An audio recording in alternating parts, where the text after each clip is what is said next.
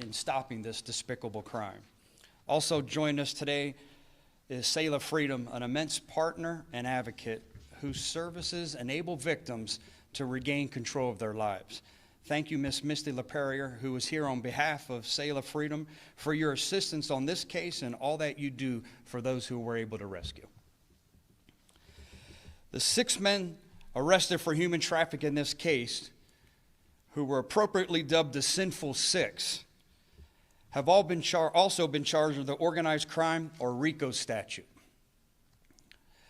As these men were not only forcing their victims to have sex, they would also trade them with other traffickers within their criminal organization to maximize their profits.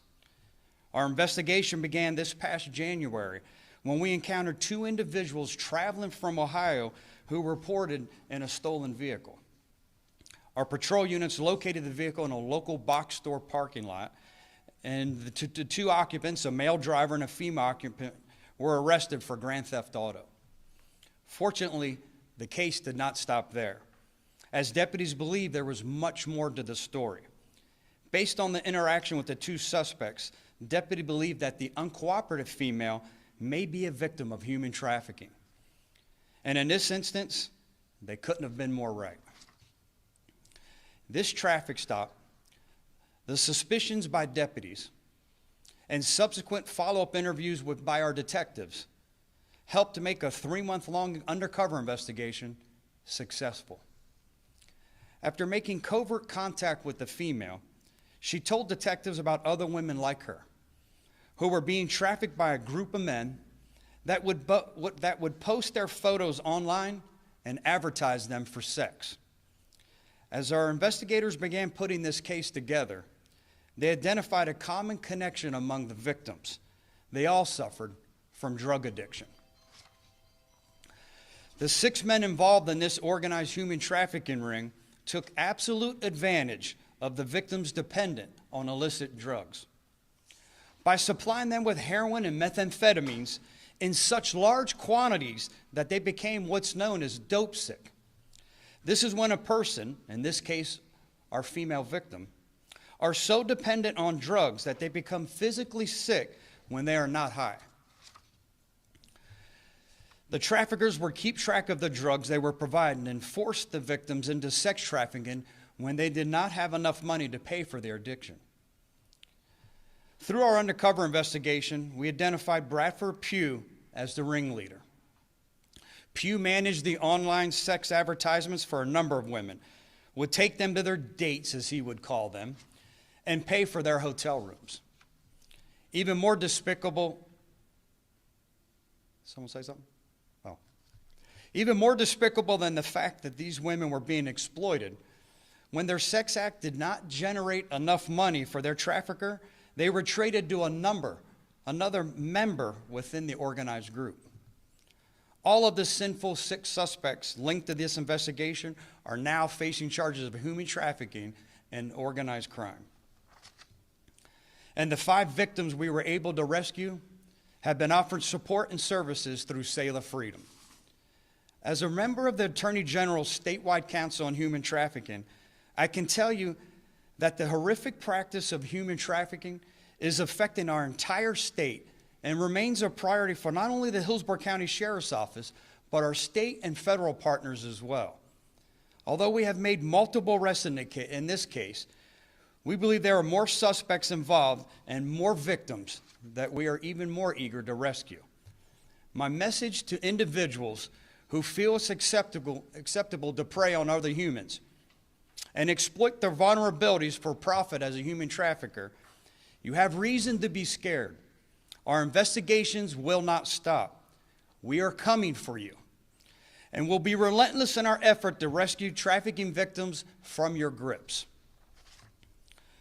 To anyone watching this announcement, if someone has taken advantage of you, like the women in this case, I want you to know that myself, our Attorney General, and the nearly 4,000 men and women of the Hillsborough County Sheriff's Office are here to help you and provide services so that you may take back your life. Anyone who is a victim can call us at 247-8200 or even more appropriately, call the National Human Trafficking Hotline at 1-888-373-7888. There is hope. You can get out of what seems like an impossible situation with your trafficker. At this time, it is truly my privilege to introduce our Attorney General, who is such a staunch supporter of law enforcement and a fierce leader when it comes to ending human trafficking and freeing victims. Please welcome Attorney General Ashleigh Moody. General. Thank you so much, Sheriff. It's an honor for me to be back in my home county with you today to recognize such important efforts by the men and women here at the Hillsborough County Sheriff's Office. We are truly fortunate in this county to have such selfless men and women who have signed up for these careers. And thank you for those of you that are in attendance today for your service. We all need to be thanking you daily. We are here today because of you, because of the men and women of law enforcement who are willing to stare evil in the face and say, "Not on my watch."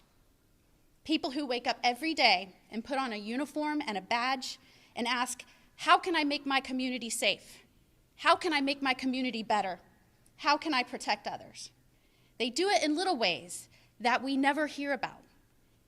But they also do it collectively in much larger ways by bringing down criminal organizations like the one that brings us here today. Because of these highly skilled men and women, here at the Hillsborough County Sheriff's Office, 5 women have been rescued from the grips of traffickers. And I know that that is due not only to their selfless service, their compassion for their community as a whole, but to the leadership of Sheriff Chronister, who has ensured that the men and women here in this county are trained well in all that they do, and specifically on how to spot the symptoms of human trafficking. Because of their efforts, those responsible are in jail where they belong. And without men and women like this in law enforcement, without people willing to put themselves in harm's way to protect us and to protect their communities, to protect vulnerable citizens among us, criminals like those behind bars for human trafficking and for other crimes would certainly wreak havoc on law-abiding citizens. What the defendants did to these women sickens me. It should sicken everyone who wants to live in a secure, safe community. And I am glad that it sickened those officers that were on duty that day when they didn't just see a stolen vehicle, when they saw much more than that, and then put in the time and effort to determine what that was. Despite the times that we are living in, despite what they are suffering through on a daily basis, they put the time and effort in to save these women. And for that, we in Hillsborough County are grateful. I can tell you, as the chair of the state's efforts on human trafficking is a 24/7 criminal enterprise. Even a global pandemic will not slow this crime down.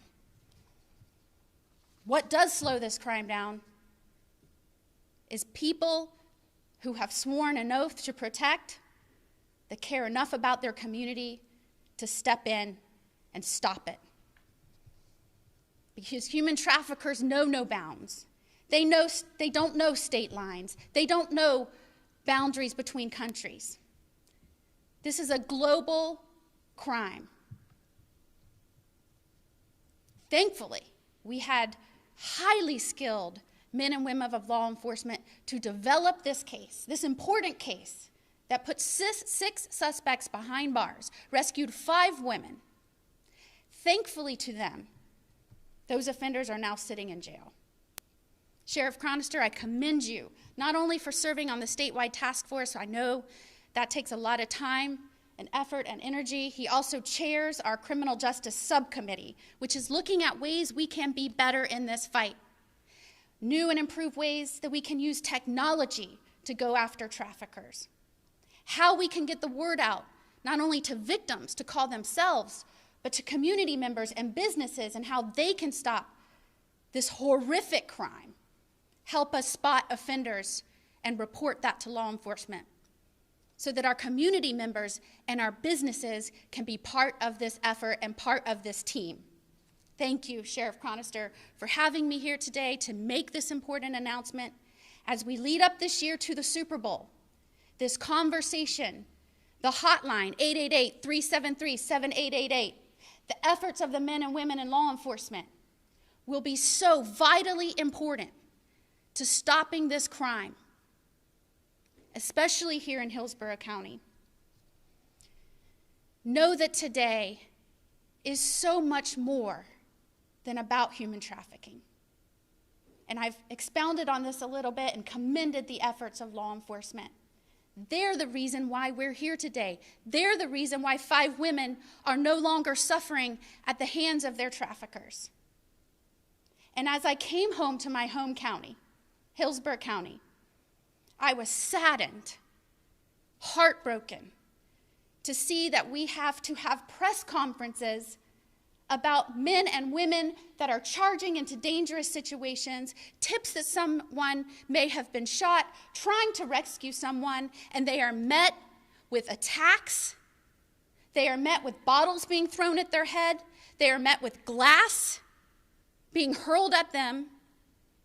And I was heartbroken that while we have men and women who have pledged to serve and protect and do so with honor, integrity, so many of them doing that on a daily basis, we have a police chief who is fighting so hard to keep his community safe right here, pleading with the public to understand what is going on and what they are facing, pleading for leaders to talk about the truth, that when law enforcement is going out there, they're being met with their doors being slammed and bricks being hurled at their heads.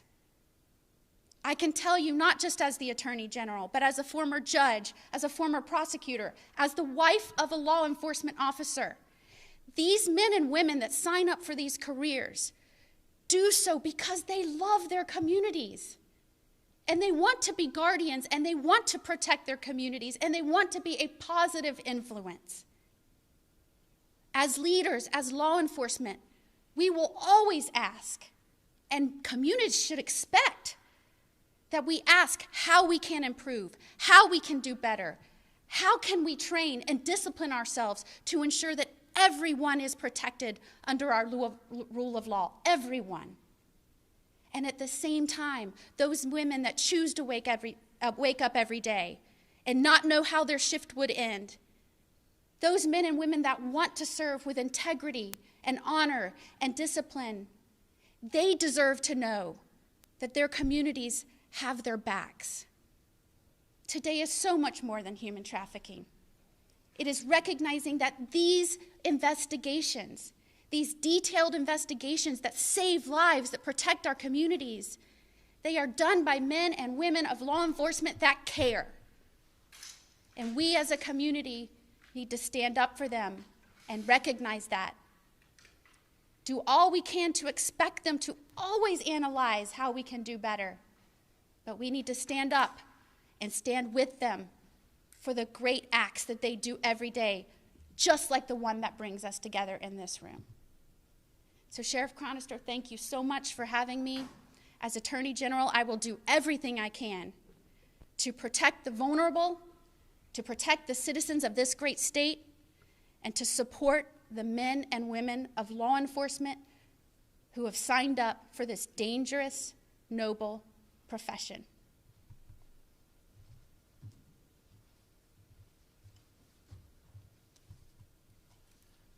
Got to get used to this mask thing, don't we? Thank you, General Moody. You do such an amazing job in making sure that all 67 sheriffs have what they need to keep their community safe. So on behalf of all 67, and I don't make this a common practice, thank you for all of your support. At this time, the 3 of us will open up the floor for any questions. Yes, ma'am. Originally, this started with them traveling from Ohio here into Florida. Do you believe they were just bringing people back and forth from out of state, or are they really operating here primarily in Hillsborough County? Yeah, great question. They were operating primarily here in Hillsborough County. They just, one of the suspects, the driver of the stolen car, happened to be from Ohio. Will obviously go back to Ohio, but no, these 6 men were operating here in Hillsborough County.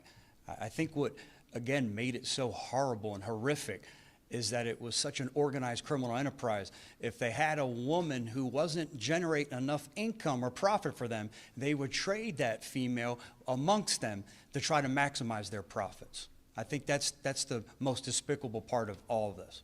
Oh, absolutely. And would they then trade that person between counties or then trade to other states? Unfortunately, they were trading them all here within Hillsborough County, different areas here from city throughout the county. Different customer base, and they wanted to maximize their profits, so they would trade the females to try to, again, maximize that profit within their customer base. Do you have any sense of how large this enterprise extends? Are there more than these 6 men, and do you know how many customers they were working with? We feel pretty confident that this group was much more than the 6 men that we have placed under arrest. And the great work by our detectives, they're working to track those other men down. At one point, Pugh, the ringleader, even bragged on social media that he's been doing this for 15 years. Along the same lines, we know we have identified at least 3 more victims, and we're trying to locate and see if we can help rescue them. So we know at least 3 more victims, but we're pretty confident there's much more than that. So again, this is a snapshot of this investigation now, but I believe there's much more to accomplish.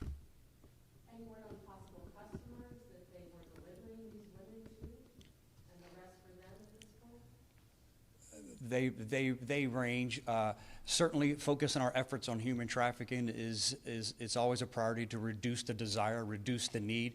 But in this case, we're able to go right to the head of the organization. So we're extremely proud of the 6 men. And again, I'm truly confident in the abilities of our detectives.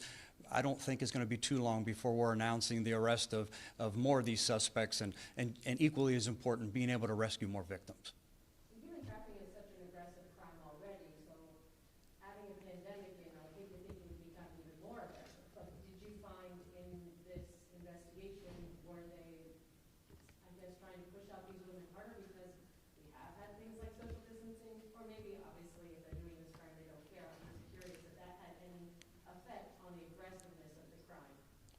They were pushing out these women and making them dope sick, again, only for the mere purpose of maximizing their profits by trafficking another human being. Again, that's the most despicable part. These people didn't care about their safety, their physical well-being, and they just wanted to get them more addicted and have them perform more sex acts to, again, maximize their profits. When you talk about the despicable act of trafficking another human being, these 6 set the example. How old are the victims? Unfortunately, I can't answer that. Are they Yeah, minors I can't answer that question. I'd have to leave that one go. I appreciate the question, but yeah, I can only tell you that these women define the word courage when they decide to step forward and say, I'm going to have the courage to come forward. I'm going to change my life. And I think that's what makes the 3 of us so proud from providing services to see these women. We were fortunate to hear a story from one of them and where she was and how far she's come. And even another victim on another case came forward the other day and gave us a testimonial how she was a victim and now she's helped counseling other victims. So it's truly amazing. I know you may not be able to speak about the women themselves, but can you talk maybe a bit about the road ahead for them, some of the services that they'll receive, and what will life be like for them in the next couple of months? I think the biggest and largest obstacle they have would be facing the addiction issue. I could only imagine being addicted to several substances, the obstacles that these females have ahead of them. And on top of that, the psychological damage that's been done to them, removing their self-worth, defining their life and not having control over their own life. They have a lot of work ahead of them. And fortunately with Save the Freedom, the amazing services that they provide these victims, And that's why I think it's so important to anyone out there watching who's being placed in this situation, doesn't have control of their life, being forced to have sex. There is help available. I know the fear of the unknown creates tremendous anxiety, but there is help. Any other questions? One last, just for both of you, Attorney General, as well. Can you just discuss the significance of adding the RICO charge to this case?